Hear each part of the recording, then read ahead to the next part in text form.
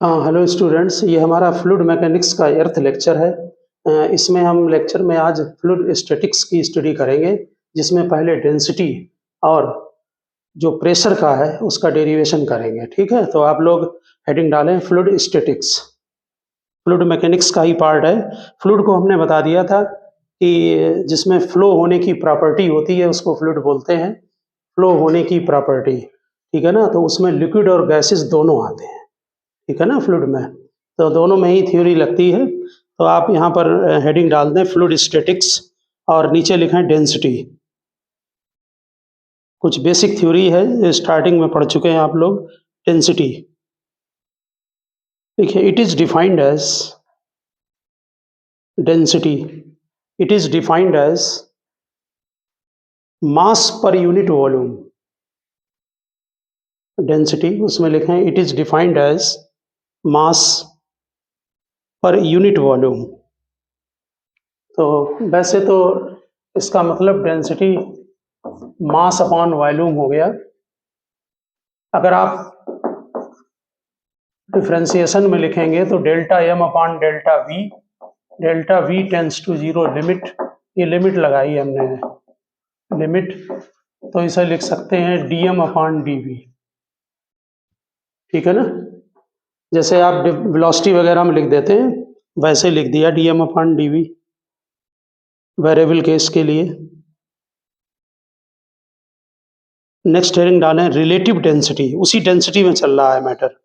Relative density, relative density, ठीक है। Density mass upon volume, differential form में D M upon D V. Relative density लिखिए it is defined as the ratio of, it is defined as the ratio of density of body,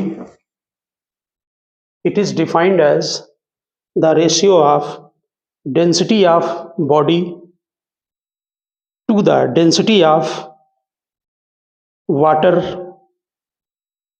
at 4 degree centigrade. It is defined as the ratio of density of body to the density of water at 4 degree centigrade. तो यहाँ पर relative density में note कर लें, numerator में लिख दें density of body, नीचे density of water at 4 degree centigrade. ये है रिलेटिव डेंसिटी लिखें। अच्छा, it is defined as the ratio of density of body to the density of water at 4 degree centigrade. अब यहाँ पर नोट कर दें ऐसे, रिलेटिव डेंसिटी न्यूमरेटर में लिख दें density of body divided by density of water at 4 degree centigrade. At 4 degree centigrade. आपने देखा होगा कभी कभी रिलेटिव डेंसिटी जो है वो देते हैं तो बॉडी की डेंसिटी लगाने के लिए वाटर की डेंसिटी मल्टीप्लाई कर देते हैं, बर्नौली में भी और आगे चैप्टरों में भी। ठीक है ना, सीजीएस में वैसे वाटर की डेंसिटी 1 है और एमकेएस में 10⁻³ है। ठीक है ना, जो कि न्यूमेरिकल में यूज करते हैं। नेक्स्ट लिखें स्पेसिफिक ग्रेविटी, स्पेसिफिक ग्रेविटी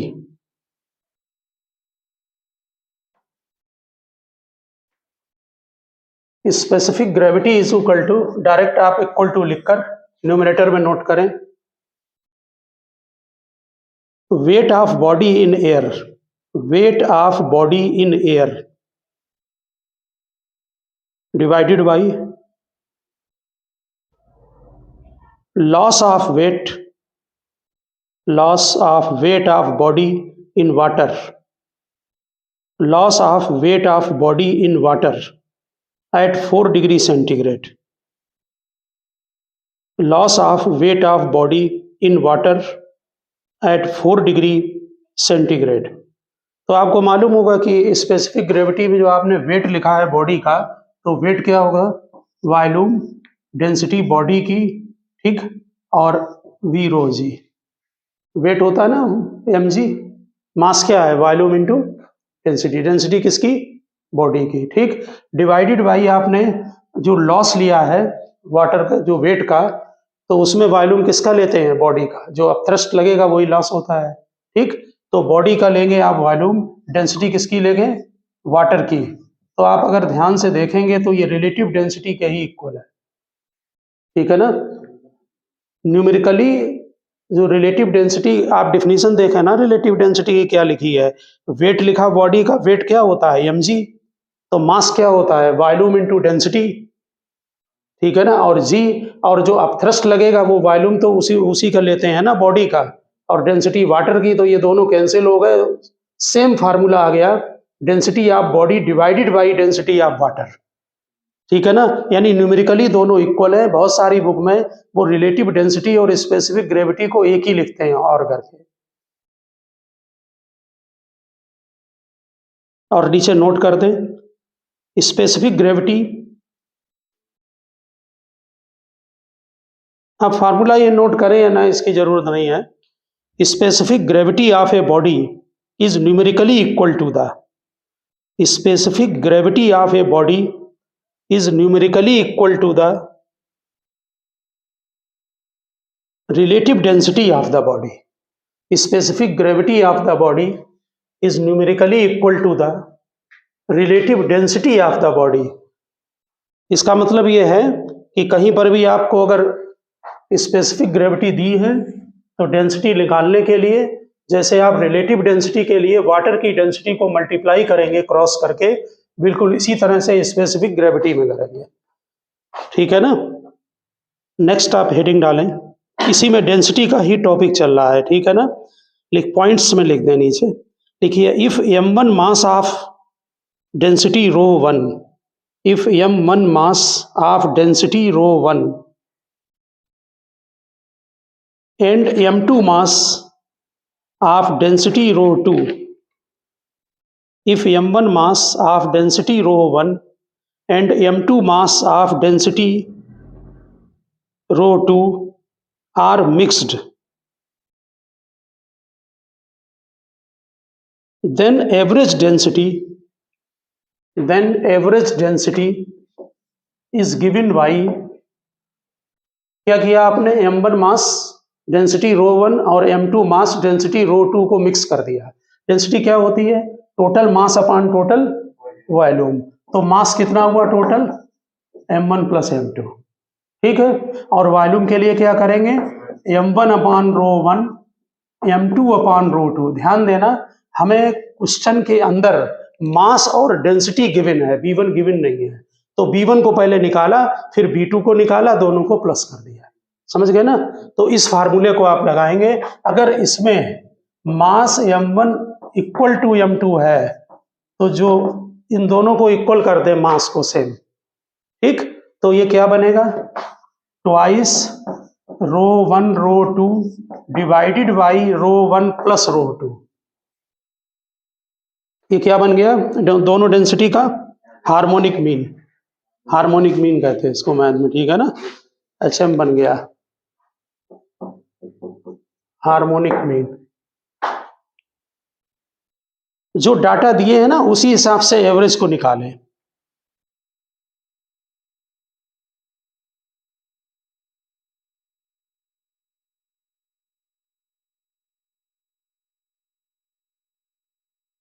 ठीक इसी तरह से लिखिए if V1 volume of density rho 1, if V1 volume of density rho 1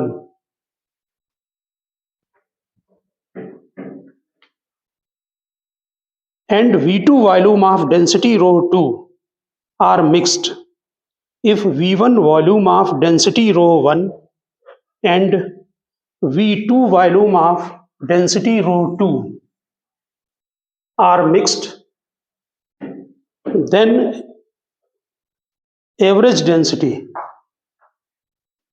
देखिए अब क्या करेंगे, मास कैसे निकालेंगे, V1 रो 1 मल्टीप्लाई कर दो तो m1 आ गया क्योंकि उसका वॉल्यूम गिवन है, ठीक, प्लस V2 रो 2 ये दूसरे का मास आ गया, ये total mass upon total volume, इसमें V1 दिया था तो वॉल्यूम को डिवाइड कर लें। नेचुरल है कि डाटा जिस हिसाब से दिए हैं उसी हिसाब से वर्किंग होगी। इसमें अगर V1 is equal to V2 होगा तो average density rho 1 plus ρ2 divided by 2 होगी, ये अर्थमेटिक मीन होगा।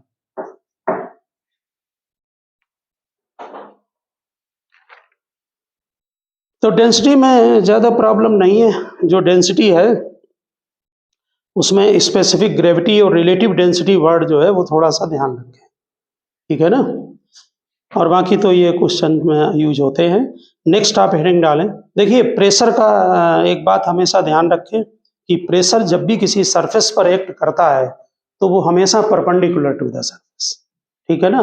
इवन देन जैसे मान लीजिए ये रूम में एयर फिलअप है तो एयर का प्रेशर भी इन पे वॉल पर लगता है, तो वो भी जो प्रेशर पड़ता है उसका जो बेसिक प्रिंसिपल है वो मालूम क्या है प्रेशर का, कि जो पार्टिकल्स होते हैं एयर के या गैस के वो वॉल पर स्ट्राइक करेंगे, स्ट्राइक करके वापस आते हैं, ठीक, मोमेंटम को ट्रांसफर करते हैं, rate of change of momentum क्या बनेगा, फोर्स, ठीक है ना। तो और उसमें एरिया को डिवाइड कर दो तो प्रेशर होता है। आप काइनेटिक थ्योरी आप गैस में इसका डेरिवेशन पढ़ेंगे, वहां प्रेशर का जो होता है गैस की वजह से, ठीक है ना, हर जगह मोमेंटम ट्रांसफर है, लेकिन प्रेशर जिस सरफेस पर भी एक्ट करेगा वो हमेशा परपेंडिकुलर, लेकिन लिक्विड या फ्लूइड जो है वो स्टेशनरी होना चाहिए। कारण एक ये है ना कि अगर मान लीजिए किसी कंटेनर के अंदर, देखिए ये कंटेनर के अंदर लिक्विड फिलअप है, तो ये जो सरफेस है यहाँ पर अगर इसमें एटमॉस्फेरिक प्रेशर लगेगा तो बिल्कुल ऐसे एक्ट करेगा, नहीं तो मालूम क्या होगा, अगर कोई फोर्स किसी एंगल पर एक्ट करने लगेगा तो इसके दो कंपोनेंट हो जाएंगे, हॉरिजॉन्टल और वर्टिकल, और हॉरिजॉन्टल कंपोनेंट क्या करेगा, इसका मूवमेंट करा देगा, जबकि लिक्विड कैसा है, स्टेशनरी है। यानी इक्विलिब्रियम कंडीशन होनी चाहिए। इक्विलिब्रियम कंडीशन में प्रेशर या जो फोर्स एक्ट करेगा नेट वो हमेशा परपेंडिकुलर टू द सरफेस करेगा। तो प्रेशर का बेसिक प्रिंसिपल है कि हमेशा perpendicular to the surface act करता है, ठीक है ना। बिल्कुल लिक्विड, हम लोग फ्लूइड स्टैटिक्स की स्टडी कर रहे हैं। फ्लूइड स्टैटिक्स का मतलब है कि लिक्विड रेस्ट में है, समझ गए ना। फ्लूइड स्टैटिक्स की स्टडी कर रहे हैं, डायनामिक्स नहीं है ये।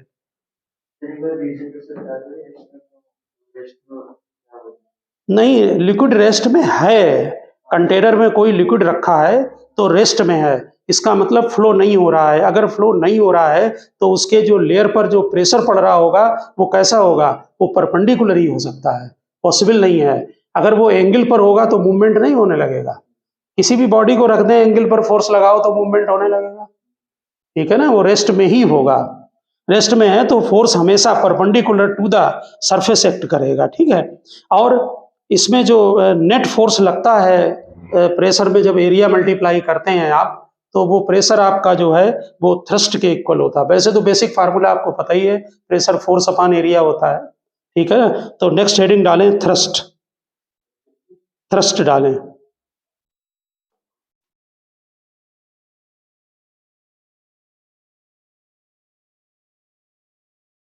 Thrust,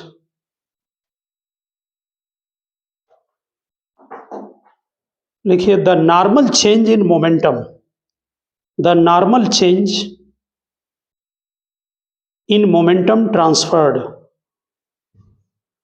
the normal change in momentum transferred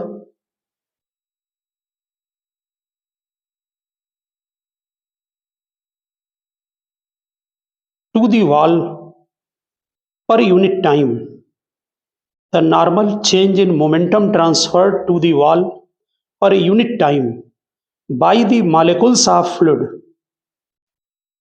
by the molecules of fluid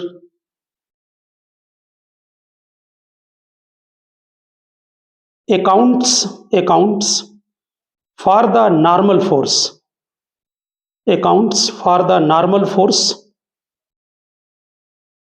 or thrust, accounts for the normal force or thrust of fluid on the wall, of fluid on the wall of the container.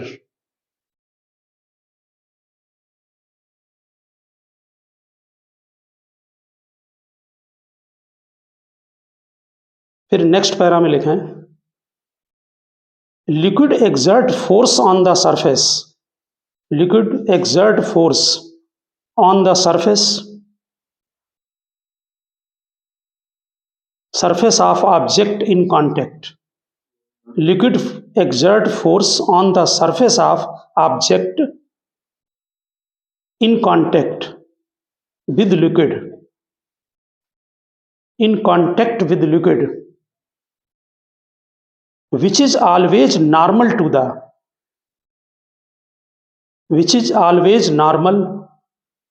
surface of object.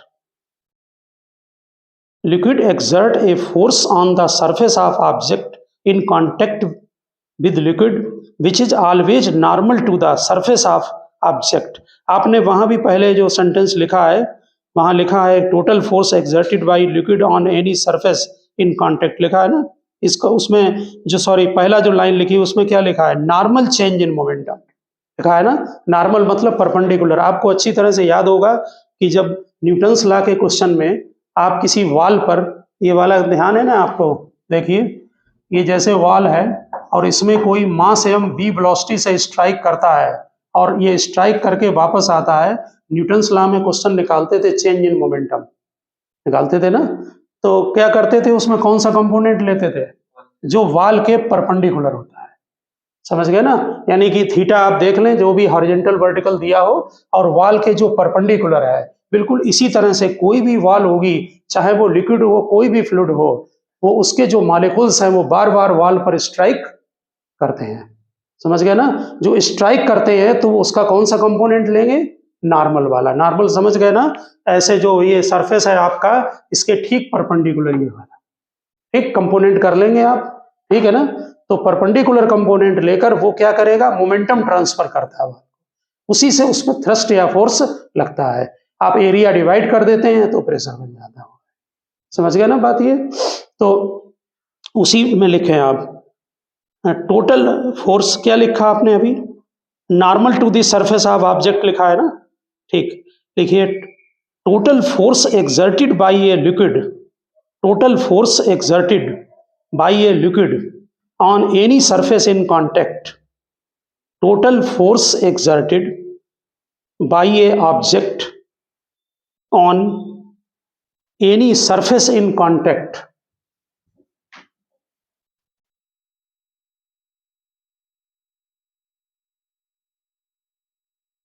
with it called thrust of liquid, with it called thrust of liquid।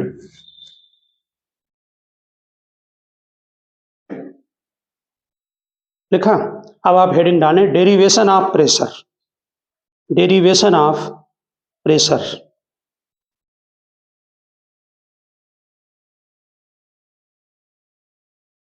जो pressure है, जो liquid किसी container में जब fill up होता है तो उससे जो प्रेशर एक्सर्ट होता है वो आपका जो प्रेशर है वो ग्रेविटी की वजह से मेन है, एक्ट करता है ग्रेविटी की वजह से, ठीक है ना। आपको फार्मूला याद होगा, एच रो जी होता है प्रेशर का। अगर लिक्विड कंटेनर में एच हाइट तक है, आपने बर्नौली में सब जगह यूज किया है, अगर जी जीरो हो जाएगा तो फिर प्रेशर नहीं एक्ट करेगा, ठीक है ना। तो इसमें क्या करते हैं कि एक कंटेनर, आपने हेडिंग डाल दें डेरिवेशन ऑफ प्रेशर, ब्रैकेट में लिख दें इफेक्ट ऑफ ग्रेविटी, ये ग्रेविटी का ही इफेक्ट है। ये कोई कंटेनर ले लिया है,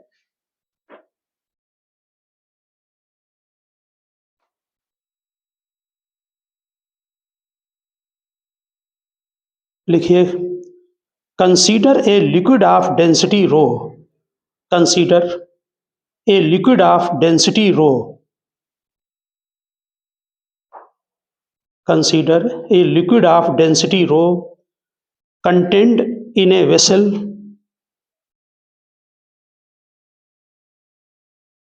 let us find the pressure difference, let us find the pressure difference between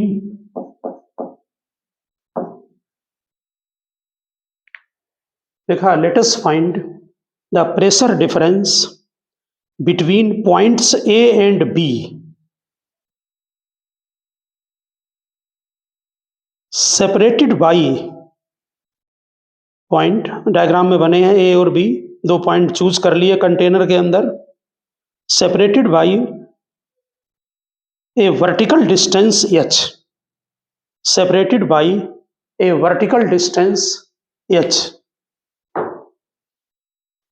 तो कंटेनर में ये दो h हाइट पर 2 पॉइंट एज्यूम कर लिए, कोई ए और बी, इनके बीच में हमको प्रेशर डिफरेंस जो है वो कैलकुलेशन करना है। ठीक, तो इसके लिए क्या करते हैं कि ए और बी जो 2 पॉइंट हैं उनको टच करते हुए एक हाइपोथेटिकल सिलेंडर बना लेते हैं। ये पॉइंट ए और बी हैं कंटेनर के अंदर।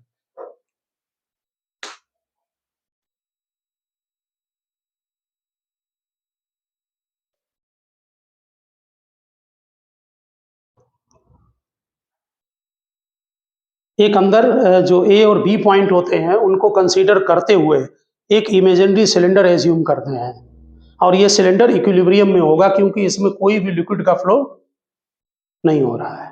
ठीक है, रेस्ट में है। लिखिए, consider an imaginary cylinder, consider an imaginary cylinder of liquid of cross sectional area A, small A लिखना, consider an imaginary cylinder of liquid of cross sectional area A, consider an imaginary cylinder of liquid of cross sectional area A such that points A and B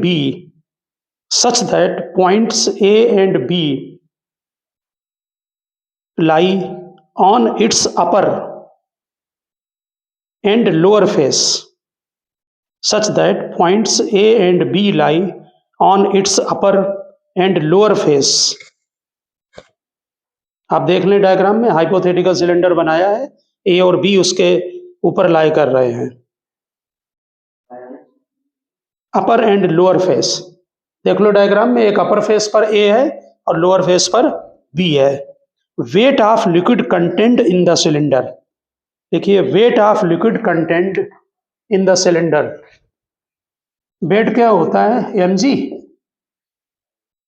mass volume into density, density और g. देखिए weight of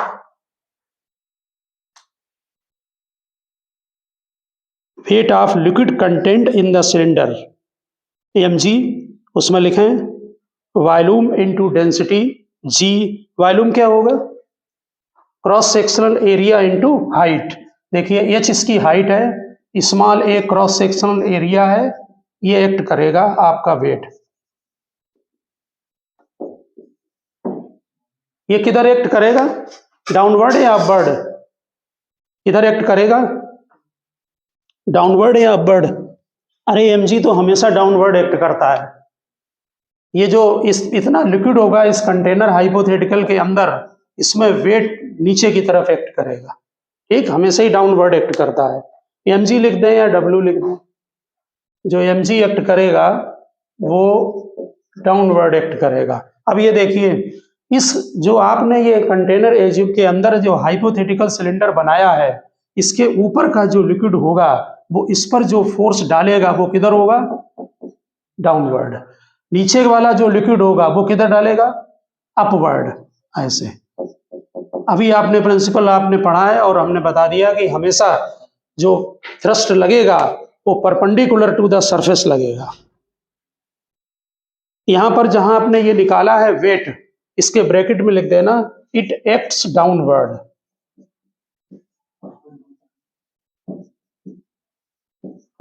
it acts downward.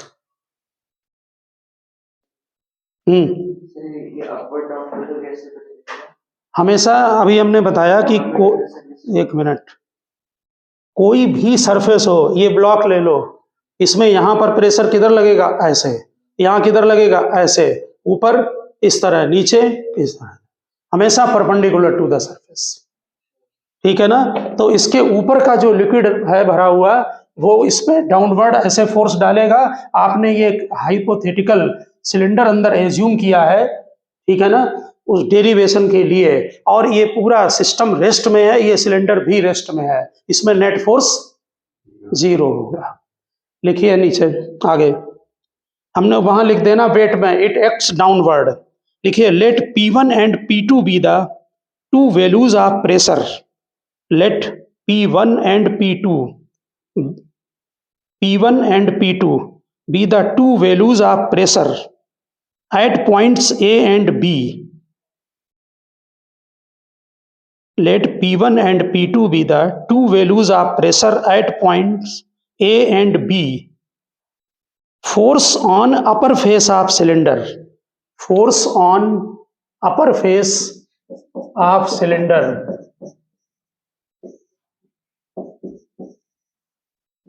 बहुत simple derivation है ये। F1 कितना होगा? Pressure into area. लिखा force on upper face of cylinder. फिर लिखिए force on lower face of cylinder. Force on lower face of cylinder, ये अपवर्ड होगा। अब हम इसमें अपवर्ड और डाउनवर्ड फोर्स को इक्वल कर देंगे।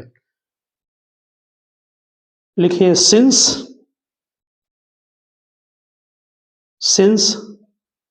imaginary cylinder of liquid is in equilibrium, since imaginary cylinder of liquid is in equilibrium, net force on it must be 0. Since imaginary cylinder of liquid is in equilibrium, net force on it must be 0. तो आप net force जो downward है F1 plus mg is equal to F2 कर दें। F1 की जगह P1A, mg में cross sectional area H rho G, और F2 में डाल दें P2A।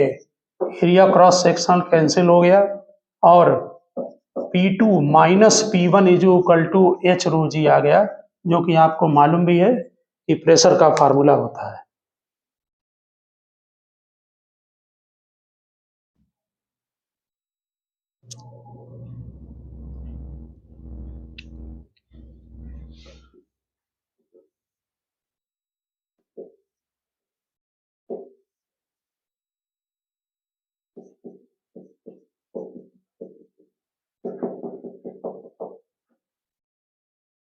लिख लिया?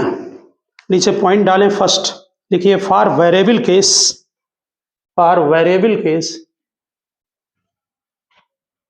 वेरिएबल केस में इसमें क्या चीज वेरी कर रही होगी? डेंसिटी वेरी कराते हैं, ठीक, यानी कि डेंसिटी वेरिएबल। ऐसे में आप क्या करेंगे कि लोअर फेस से वाई डिस्टेंस पर dy थिकनेस की एक स्ट्रिप लेंगे। नेचुरल है ये, कॉम्पिटिटिव उसमें यूज होगा, हम केवल फार्मूला नोट करा रहे हैं आपको, ठीक। इसमें जो प्रेशर का डिफरेंस है वो dp ले लिया। तो वेरिएबल केस के लिए dp upon dy is equal to,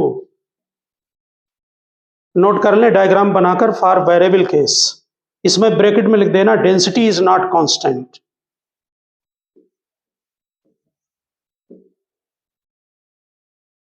for variable case bracket में लिख देना डेंसिटी इज नॉट कांस्टेंट। ऐसे में ये फार्मूला आप यूज करेंगे। ये dp वेरिएबल हो गया उसका प्रेशर का, y इसकी जो है वो थिकनेस हो गई, तो dp upon dy is equal to minus rho G, rho density. dp लिखा है, ये dy लिखा है, थिकनेस ये y लिखा है, और dp अपॉन यानी कि सरफेस से y डिस्टेंस पर dy थिकनेस की एक स्ट्रिप ली, उसमें जो प्रेशर का चेंज है वो dp है, डेंसिटी यहाँ पर रो होगी। ये जनरल कैलकुलस के मेथड हैं, यहाँ पर डेंसिटी रो होगी, तो dp अपॉन dy, फिर dy को इधर ले जाएं, डेंसिटी y के साथ वेरिएबल होगी, समझ गए ना। और नीचे से लिया है आपने ऊपर को, प्रेशर नीचे इंक्रीज होता है, ऊपर डिक्रीज, इसलिए माइनस लगाया गया है। ये भी हो सकता है कहीं से आपको अपर से लेना पड़े, जैसी सिचुएशन हो आप वहां वर्क करें हो, समझ गए ना बात ये। नेक्स्ट पॉइंट नोट करें, इंटीग्रेशन करते समय माइनस प्लस का ध्यान रखा जाता है कि कोई भी क्वांटिटी इंक्रीज हो रही है या डिक्रीज हो रही है, वाई या एक्स आपने जो भी लिया उसके साथ, ठीक है ना। तो नेक्स्ट पॉइंट नोट करें, इसका यूज करेंगे, जो कॉम्पिटिटिव वाला लेक्चर होगा उसमें यूज होगा इस फार्मूले का, वेरिएबल का। देखिए, if effect of gravity is neglected, if effect of gravity is neglected, तो अगर ग्रेविटी इफेक्ट नेग्लेक्ट कर देंगे, ब्रैकेट में g is equal to 0, if effect of gravity is neglected, bracket में g is equal to 0, then p1 is equal to p2, then P1 is equal to P2. Hence, difference of pressure between any two points. इसका मतलब कोई भी pressure का create नहीं होगा. Hence, difference of pressure between any two points located vertically. Hence, difference of pressure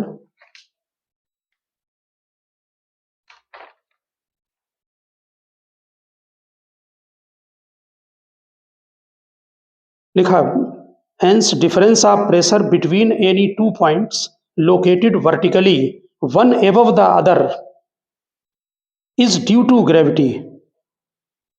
One above the other is due to gravity. Next point note करें, if point A lies on the surface of liquid, if point A lies on the surface of liquid,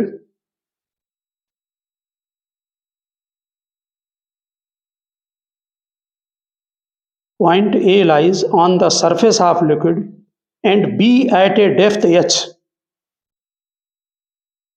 and B at a depth h, then pressure exerted by liquid column, then pressure exerted by liquid column,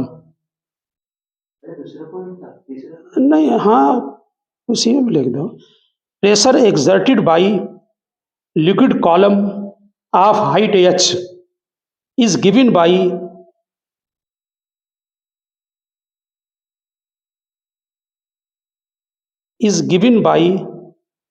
P is equal to h rho g, P is equal to h rho g. देखिए, जैसे ये container है और यहाँ surface पर ही point A है, नीचे कोई h हाइट पर, यहाँ पर अगर आपको प्रेशर B पॉइंट पर लेना है तो यहाँ PB हम लिख दे रहे सीधे h rho g. ये जो प्रेशर आप लिखते हैं इसको गेज प्रेशर बोलते हैं. हमने एक न्यूमेरिकल में भी बर्नौली के इस पर डिस्कशन किया है, ठीक है. यहाँ पर लिख दें, this pressure is called gauge pressure, GAUGE. This pressure is called gauge pressure. नहीं, उसी में लिख देना. हाँ, बी पर ही है, बी मतलब नाम रख लिया है, एच डेप्थ पर है कहीं भी वो. ये लिक्विड का सरफेस है, इसके नीचे एच डेप्थ पर हर जगह प्रेशर एच रो जी होगा. कुछ भी हाँ हाँ, this pressure is called gauge pressure लिखा. हाँ, इन this case reference level is atmospheric pressure. In this case, reference level is atmospheric pressure. It is measured by manometer. In this case, reference level is atmospheric pressure. It is measured by manometer.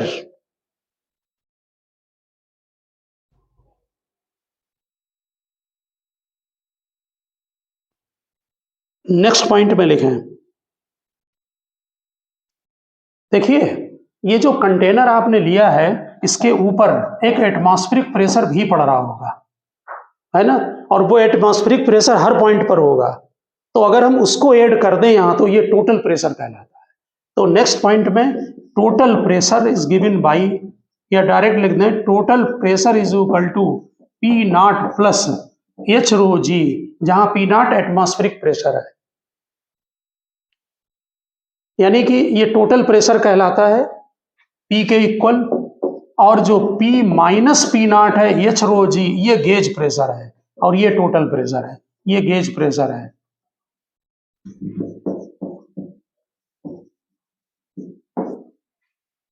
समझ गए होंगे ना? अगर total pressure पूछे तो atmospheric pressure को भी उसमें प्लस कर दें। इसका डिस्कशन उसमें हमने किया है न्यूमेरिकल में, अभी आपने किया नहीं, आगे है। इसमें ये भी लिख दें टोटल प्रेशर में, टोटल प्रेशर और लिखा एब्सोल्यूट प्रेशर और हाइड्रोलिक प्रेशर। एब्सोल्यूट प्रेशर यानी P naught plus H rho G, total pressure is called total pressure, absolute pressure comma लगा के, और hydraulic pressure.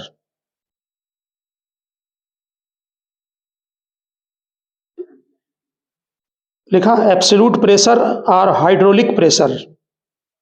In this case reference level is vacuum. समझ गए होंगे, वैक्यूम होगा reference level, क्योंकि P naught को आपने इंक्लूड कर लिया है। In this case reference level is vacuum. It is measured by barometer. It is measured by barometer.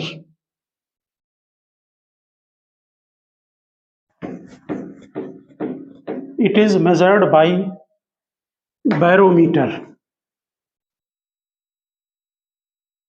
अगर H1 is equal to H2 होगा, सेम हाइट पर होगा लेवल पर, तो क्या हो जाएगा, प्रेशर सेम होगा। लिखिए नेक्स्ट पॉइंट में, at same level, at same level यानी कि H1 is equal to H2, pressure P1 is equal to P2। अगर किसी कंटेनर के अंदर सेम लेवल पर पॉइंट लेंगे, जैसे आपने ये सिलेंडर लिया, ये लिक्विड आपका फिलअप है, तो यहाँ पर जो प्रेशर P है और यहाँ पर प्रेशर P, ये दोनों इक्वल होंगे, ठीक है ना? सेम लेवल पर सेम प्रेशर लिक्विड में।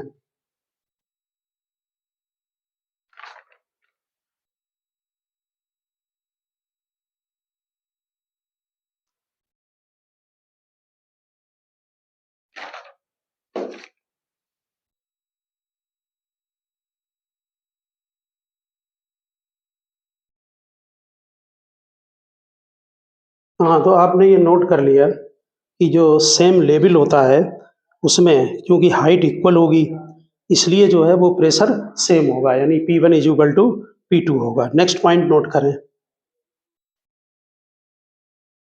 Pressure exerted by liquid column, pressure exerted by liquid column is independent of area of cross section, is independent of area of cross section, but depends on height and density of liquid, but depends on height and density of liquid। ठीक, इसके पहले आप लोगों ने जहां पर thrust लिखा था उसके नीचे एक डिफिनीशन और आप नोट कर लें, जहां थ्रस्ट लिखा है थ्रस्ट के नीचे नोट करें प्रेशर की डिफिनीशन, वहीं साइड में नोट कर लें। देखिए, नॉर्मल फोर्स ब्रैकेट में thrust exerted by a liquid, pressure की डिफिनीशन नोट कर दें वहां पर डेरिवेशन के ऊपर, नॉर्मल फोर्स ब्रैकेट में thrust exerted by a liquid at rest per unit area, at rest per unit area of the surface in contact with it is called pressure of liquid। The normal force bracket में thrust exerted by a liquid at rest per unit area of the surface in contact with it is called pressure of the liquid। ठीक, और नीचे उसके formula भी note कर दें कि pressure P is equal to thrust upon area. हम यहाँ पर जो प्रेशर से किसी कंटेनर के अंदर जब लिक्विड भरा है तो जो प्रेशर एक्सर्ट कर रहा है उससे जो फोर्स क्रिएट हो रहा है उसको थ्रस्ट दे रहे हैं नाम, और ये हमेशा परपेंडिकुलर टू द सरफेस होगा। ये बात आप समझ गए होंगे। अब आप वापस आएं और यहीं पर फ्लूइड प्रेशर का जो चल रहा है पॉइंट्स उसमें नोट करें। Next point, fluid pressure acts perpendicular to any surface in the liquid. Fluid pressure acts perpendicular to any surface in the liquid, no matter how that surface is oriented, Hence, pressure has no specific या intrinsic direction. It is a scalar quantity.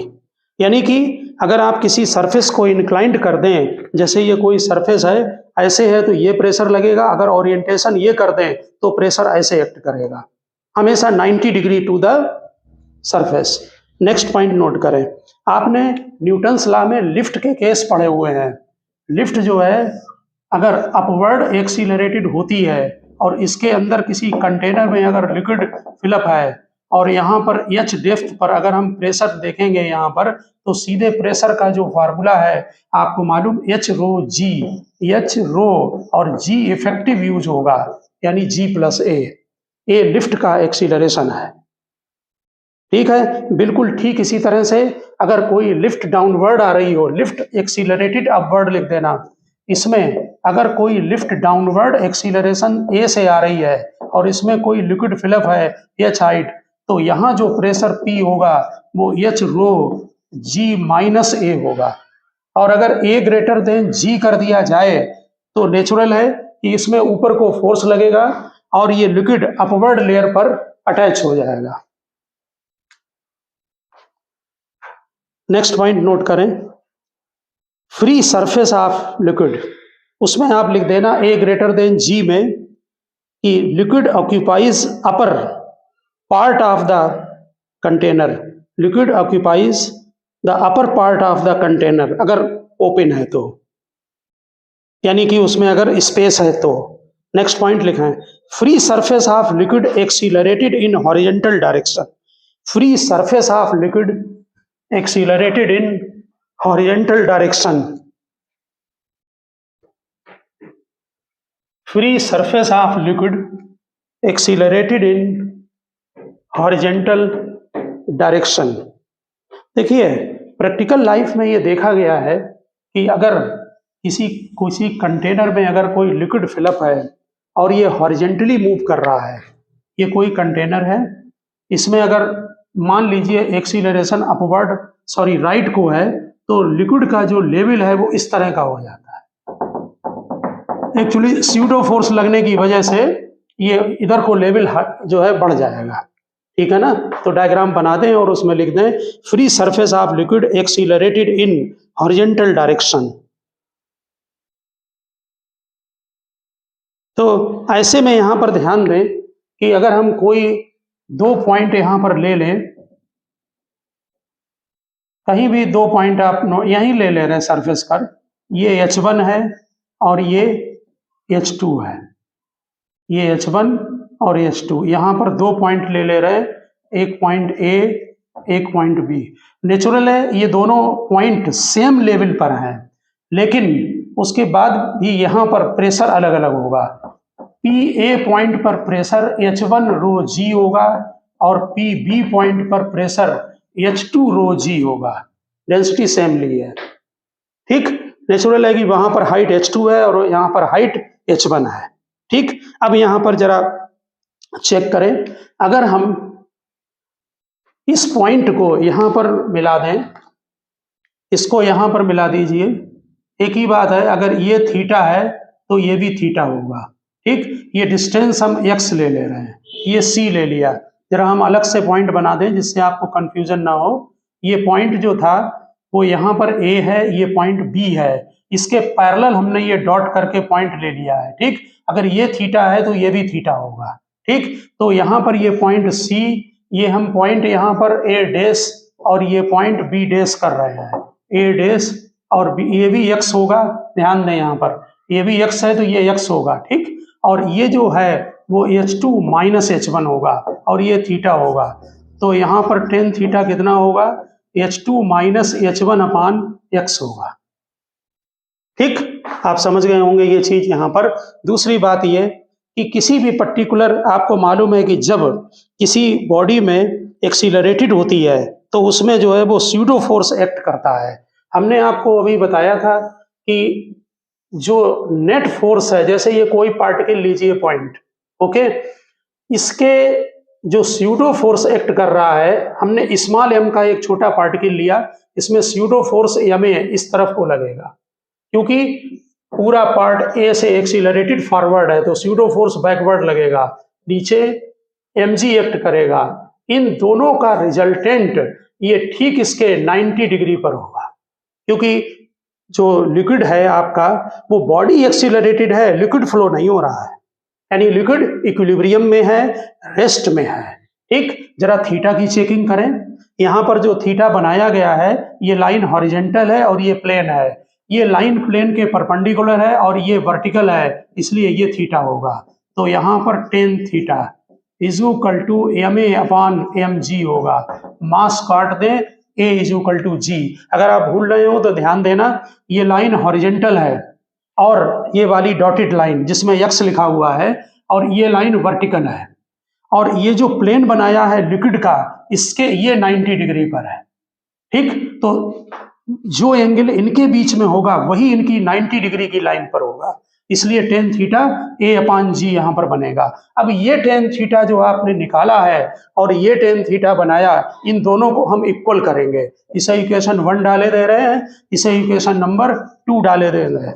तो equation number 2 को equate कर दें तो H2 minus H1 is equal to AX/G आ गया। ठीक है, अब इन दोनों में जो प्रेशर का डिफरेंस है PB माइनस PA, वो डेल्टा P ले रहे हैं। Pressure difference PB minus PA, ये आपका इसमें से ये माइनस कर दीजिए तो H2 माइनस H1 रो G आया। इसमें H2 माइनस H1 की वैल्यू डाल दें तो G कैंसिल हो जाएगा। तो देखिए बहुत ही सिंपल एक्सप्रेशन बन गया AXG। इसका मतलब अगर कोई भी फ्रेम एक्सीलरेटेड होगा तो उसमें जो प्रेशर यहाँ पर ज्यादा होगा या प्रेशर का जो डिफरेंस होगा, जो आप H रो G पढ़ते हैं, वो यहाँ पर डायरेक्ट कैलकुलेशन आ जाएगा। अगर हॉरिजेंटल में दो पॉइंट हैं, कितनी डिस्टेंस पर, x डिस्टेंस पर, वहां हॉरिजेंटल में प्रेशर सेम होता है, ध्यान रखना। यहाँ पर प्रेशर जो डिफरेंस है हॉरिजेंटल लेवल पर वो x है। बॉडी A से एक्सीलरेटेड है तो AXG मल्टीप्लाई करें, हॉरिजेंटल लेवल पर प्रेशर डिफरेंस आ जाएगा। ठीक है ना। और नेट फोर्स हमेशा परपेंडिकुलर, नीचे नोट कर देना, when a liquid is in equilibrium, when a liquid is in equilibrium, force acting on the liquid must be perpendicular to the surface, must be perpendicular to the surface। हमने ये बात पहले ही बता दी है कि किसी भी लिक्विड जो है कंटेनर के अंदर रखा है, अगर वो इक्विलिब्रियम में है तो हमेशा कॉन्सेप्ट ध्यान रखना। तो इसमें ये देखिए ये सरफेस है तो नेट फोर्स हमेशा परपेंडिकुलर एक्ट करेगा। कितना करेगा यहाँ पर वो आप किसी पॉइंट पर निकाल सकते हैं पाइथागोरस लगाकर, mg और ma का होल स्क्वायर। ठीक है ना। नेक्स्ट पॉइंट नोट करें, देखिए pressure depends on the depth of the point below the surface. Pressure depends on the depth of the point below the surface. Acceleration due to gravity, it is independent of the amount of liquid. It is independent of the amount of liquid, shape of container or cross-sectional area. Shape of container or cross-sectional area. इसका मतलब है कि shape चाहे जैसा हो, जैसे ये कोई कंटेनर है, इसमें h डेप्थ तक लिक्विड फिलअप है। अगर आप कंटेनर को इस टाइप से कर लेंगे और यहाँ पर भी जो लिक्विड फिलअप है उसकी जो हाइट है वो h है, या कंटेनर कोई भी शेप में ले लें आप, कंटेनर को आप इस तरह से बना लें कंटेनर को, तब भी इसमें जो अगर h हाइट है तो इन सभी केस में जो लोअर सरफेस होगा यहाँ पर जो प्रेशर होगा वो H रो G के इक्वल होगा। यानी कि प्रेशर जो है वो हाइट पर डिपेंड करता है, ना तो क्रॉस सेक्शनल एरिया पर, ठीक है ना, और ना एक्सीलरेशन जो है ड्यू टू ग्रेविटी, तो सभी में G लगेगा। ठीक, हमने आपको नोट कराया है, pressure depends on the depth of the point below the surface, acceleration due to gravity, it is independent of the amount of liquid, mg चाहे जितना हो वेट लिक्विड का, amount of liquid, shape of the container और cross sectional area, और diagram बनाने के बाद नीचे लिख देना this is known as hydrostatic paradox, this is known as hydrostatic paradox, hydrostatic paradox. तो ओके स्टूडेंट, इसको हम नेक्स्ट लेक्चर में कंटिन्यू करेंगे, मिलते हैं नेक्स्ट लेक्चर में। ओके।